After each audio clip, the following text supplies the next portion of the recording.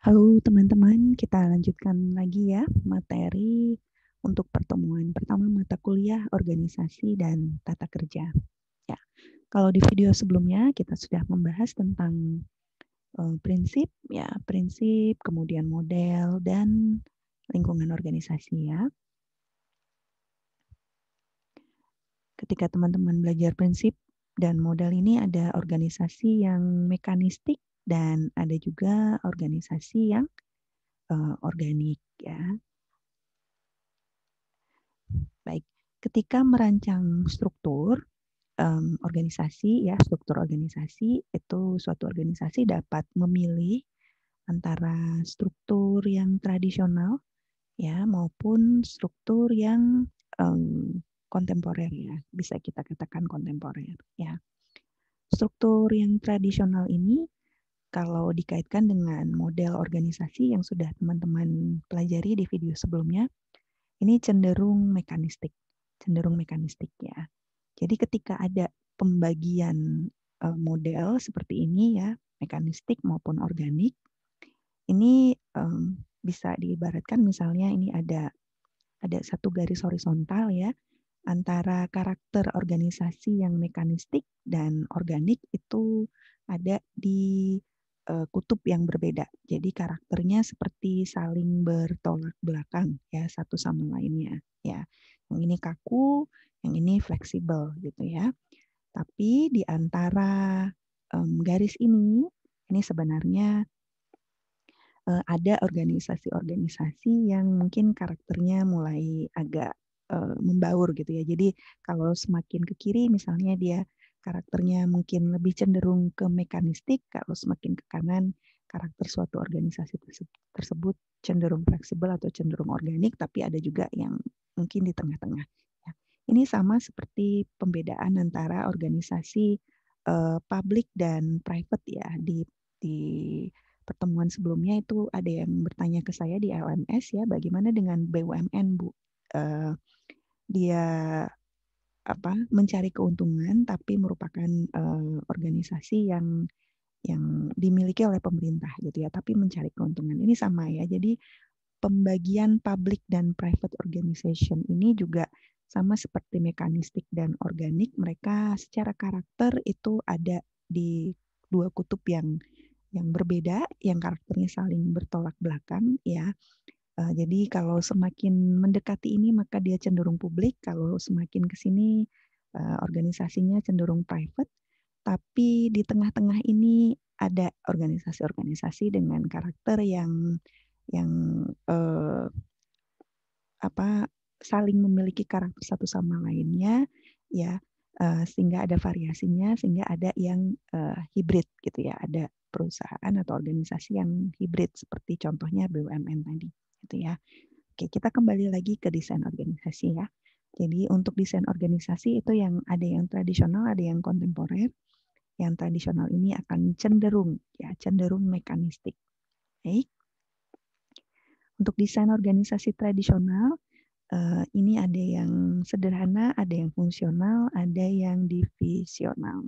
Yang sederhana ini pada umumnya struktur sederhana ini dipilih oleh organisasi atau biasanya perusahaan ya, usaha atau wirausaha yang masih baru ya, baru berdiri, karyawannya masih sedikit ya, sehingga strukturnya cenderung sederhana karena karyawannya sedikit, pekerjaannya belum banyak, jadi departementalisasinya juga masih rendah, rentang kendalinya masih bisa luas karena uh, mungkin manajernya masih sedikit, karyawannya masih sedikit, kemudian wewenang atau pengambilan keputusannya masih terpusat, dan karena karyawannya masih sedikit, masih bisa relatif bisa dikendalikan atau dikontrol sehingga formalisasinya juga rendah.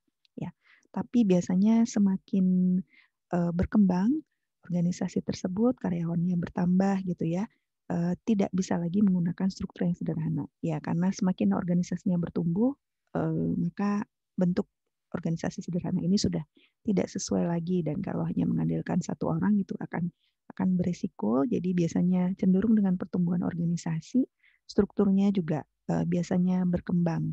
Ya, mungkin aturan-aturan mulai dikenalkan atau diformalisasikan, ada departementalisasi, kemudian departemennya dibuat, kemudian tingkat manajemennya ditambah, ya ada hierarki.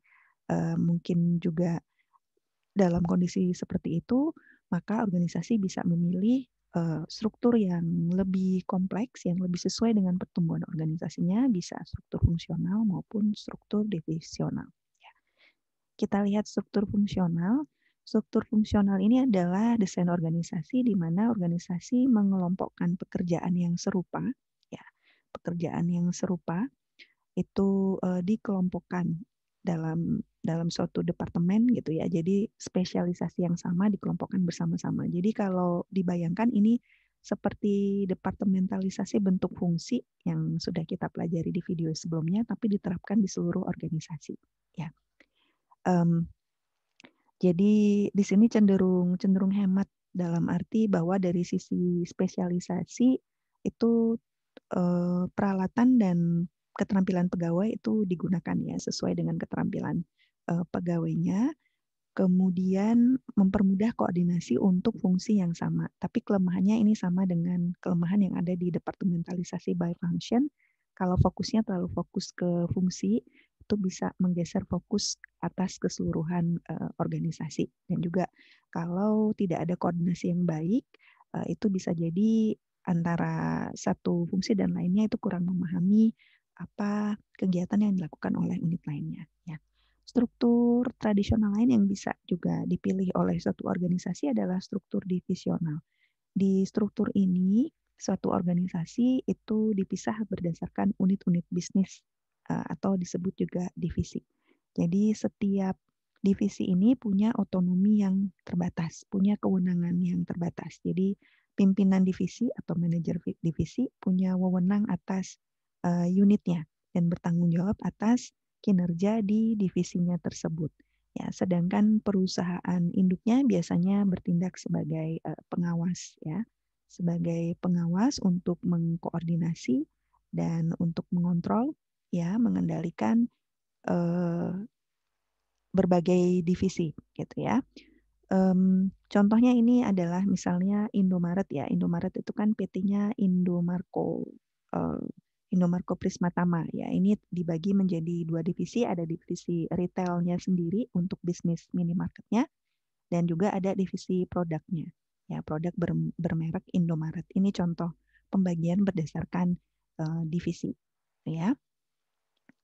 Kekuatannya berfokus ke hasil, kemudian manajer divisi bertanggung jawab atas apa yang terjadi di produk dan layanannya, tapi bisa jadi ada kelemahan dari sisi duplikasi kegiatan dan sumber daya ya karena dibagi menjadi divisi. Jadi di sini di divisi ini perlu ada sumber daya, di sini juga ada yang bisa jadi meningkatkan biaya sehingga kurang efisien ya. Itu untuk desain organisasi sederhana ya. Mungkin ini kelemahan dan kekuatannya sudah dijelaskan di slide sebelumnya, tapi ini untuk menggambarkan gambaran strukturnya seperti apa gitu ya. Kalau simple seperti ini belum banyak departementalisasinya, kemudian juga level manajemennya juga masih simple, belum banyak. Ini sudah mulai dibagi per fungsi ya, sudah ada spesialisasi dan departementalisasi dan juga level manajemennya mulai diperbanyak. Ini berdasarkan divisi ya, yang mana ini divisi satu, ini divisi yang lainnya, mungkin juga ada divisi lain kalau misalnya dibutuhkan. Dan masing-masing divisi ini punya otonomi yang terbatas, ya terbatas pada produk dan layanannya, ya. Oke, itu tadi yang tradisional ya. Di video sebelumnya teman-teman belajar bahwa organisasi itu ada atau beroperasi di lingkungan tertentu gitu ya. Dimana sekarang dengan berkembangnya waktu, berkembangnya zaman, berkembangnya teknologi gitu ya, lingkungan itu semakin dinamis ya. Lingkungan semakin dinamis, semakin kompleks, yang mana ini perlu direspon oleh organisasinya. Sehingga organisasi itu perlu adaptif gitu ya, perlu fleksibel, perlu inovatif ya supaya bisa merespon lingkungan yang dinamis dan kompleks ini, sehingga desain organisasinya juga perlu desain yang ramping atau fleksibel atau lean ya. Dan diharapkan juga organisasi itu bisa berkolaborasi ya atau kolaboratif ya. untuk bisa merespon lingkungan yang dinamis dan semakin kompleks. Nah, ini menyebabkan adanya kreativitas gitu ya, kreativitas dalam menyusun atau mendesain struktur organisasi sehingga organisasi bisa merespon tuntutan dari perubahan lingkungan ini. Ya. Desain organisasi kontemporer itu ada beberapa ya. Ada yang pertama yang dinamakan struktur tim. Jadi di struktur tim ini kalau di buku teksnya Robin itu dicontohkan yang terjadi di Google ya. Di struktur tim ini di mana seluruh organisasi itu terdiri dari tim kerja ya. Jadi tidak berdasarkan departementalisasi seperti di desain tradisional ya, tapi berdasarkan tim ya. Tim ini yang melakukan pekerjaan organisasi tersebut. Jadi kalau di tim ini yang diutamakan adalah pemberdayaan karyawan ya. Tidak ada garis otoritas dari atas ke bawah. Jadi garis komando tadi itu tidak ada di struktur yang berbentuk tim ya. Sehingga selain karyawannya diberdayakan, hambatan antara area fungsional itu juga bisa dikurangi. Cuma tidak adanya rantai komando ini bisa jadi menjadi kelemahan dari tim ini dan juga ada tekanan pada tim untuk berkinerja baik gitu ya. Karena walaupun tidak ada aturan atau karena tidak ada batasan atau tidak ada hierarki, maka tim ini mereka akan merancang dan melakukan pekerjaan dengan cara yang menurut mereka baik. Ya, mereka diberi kebebasan untuk itu ya, merancang pekerjaan dan merancang bagaimana cara melakukan pekerjaan itu menurut cara yang menurut mereka baik, tapi mereka juga punya tanggung jawab ya, punya tanggung jawab atas kinerjanya. Jadi ada tuntutan untuk berkinerja yang baik ya untuk struktur tim ini ya. Contoh struktur lain yang lebih modern atau kontemporer juga itu adalah struktur matriks dan proyek ya. Struktur matriks dan proyek. Struktur matriks ini ya mungkin bisa saya tambahkan ya. Untuk struktur tim ini bisa jadi seperti yang terjadi di Google ini, satu organisasi itu hanya terdiri dari tim, tapi bisa juga organisasinya itu sebenarnya punya fungsi, punya departemen ya, mereka punya fungsi-fungsi dan departemen, tapi ada tim-tim yang melengkapi atau sebagai komplement ya. Jadi tim ini melengkapi pekerjaan-pekerjaan dari fungsi-fungsi yang sudah ada ya. Jadi untuk selanjutnya adalah struktur matriks ya. Struktur matriks ini di struktur matriks itu ada fungsi ya, ada fungsi, ada departemen gitu ya. Ini basisnya adalah proyek kalau struktur matrik dan proyek ini ya. Di struktur matrik ada fungsi, ada departemen, tapi ketika ada suatu proyek tertentu maka dibuat suatu dalam tanda kutip tim ya, dibuat tim atau dibuat suatu struktur di mana struktur tersebut terdiri dari spesialis-spesialis yang berasal dari fungsi-fungsi yang berbeda, ya berasal dari fungsi-fungsi yang berbeda.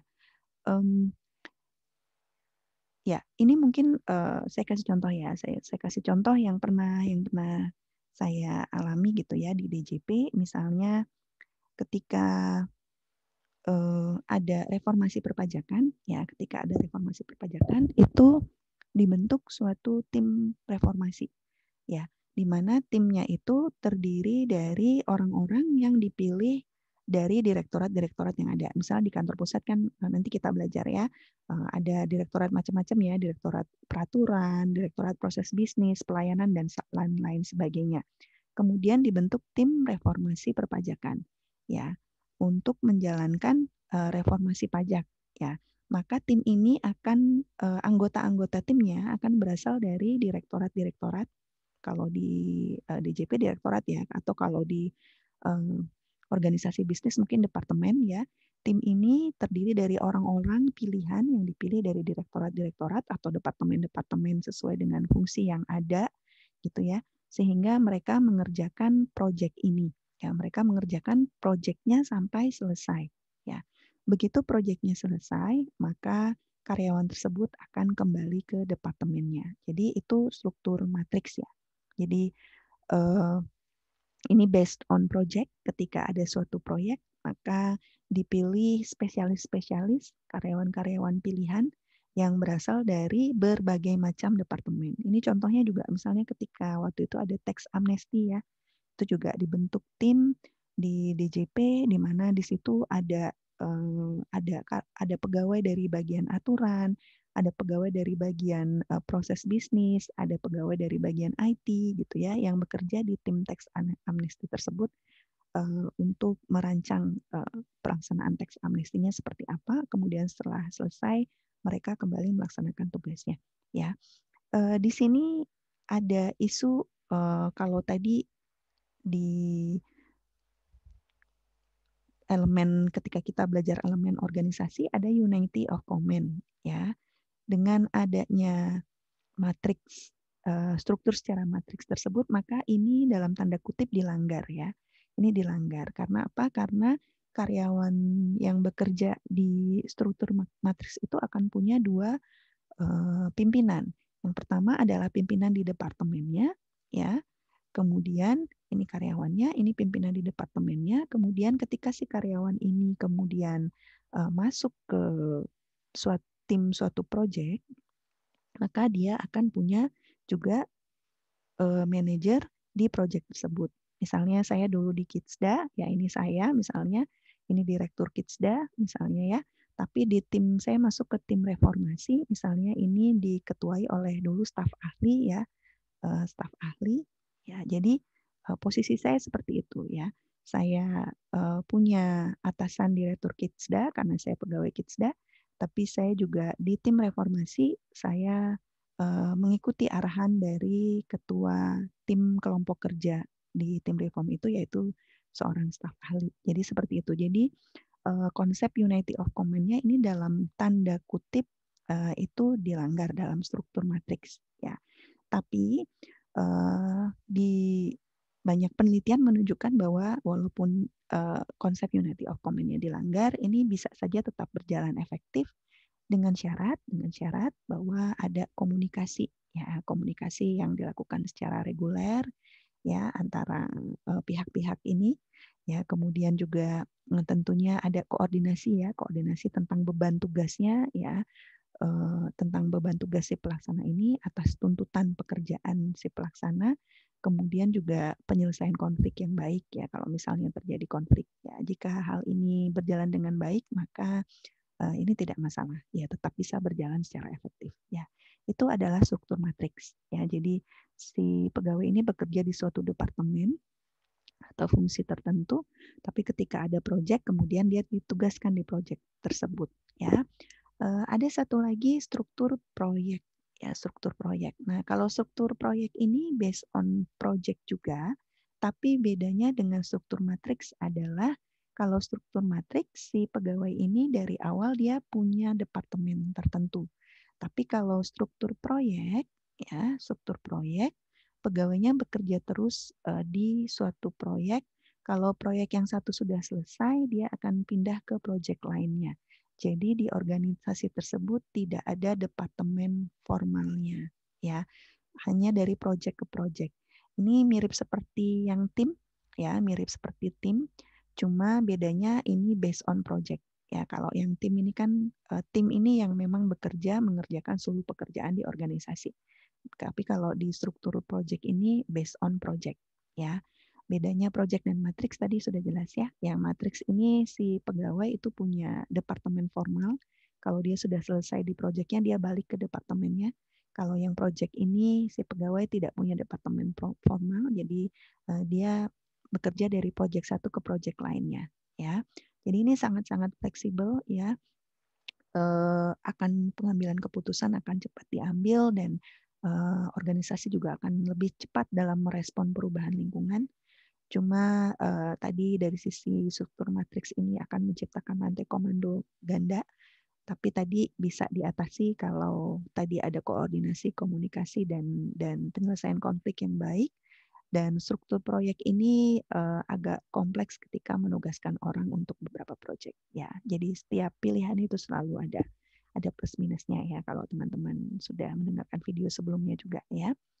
Ada juga struktur pembelajaran atau learning organization. Jadi yang belajar itu ternyata tidak hanya orang ya, tapi organisasi juga belajar.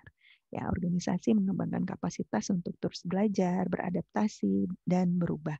Tapi tentu saja karena organisasi ini terdiri dari orang-orang, praktek pembelajarannya itu adalah dengan melalui manajemen pengetahuan oleh karyawannya. Jadi apa yang terjadi di perusahaan dengan struktur pembelajaran atau learning organization ini adalah bahwa karyawannya itu selalu belajar dan berbagi pengetahuan di seluruh organisasi.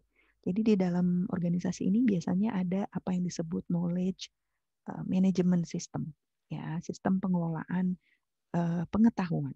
Gitu ya. Jadi mereka saling berbagi pengetahuan. Misalnya kalau ini diterapkan di DJP gitu ya, karena DJP juga dan Kementerian Keuangan sudah mulai menerapkan knowledge management juga.